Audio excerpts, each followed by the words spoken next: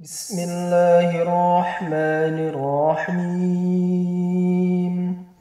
اقرأ باسم ربك الذي خلق الإنسان من علق اقرأ وربك الأكرم الذي علم بالقلم علم الإنسان ما لم يعلم كلا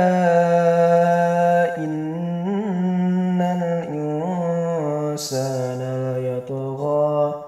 أن رآه استغنى إن إلى ربك الرجعى أرأيت الذي ينهى عبدا إذا صلى أرأيت إن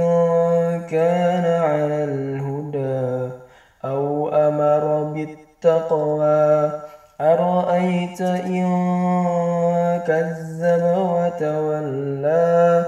ألم يعلم بأن الله يرى كلا لئن لم ينته لنسفعا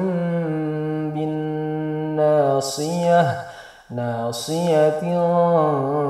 كاذبة خاطئة فليدع ناديه سندع الزبانية كلا لا تطعه واسجد واقترب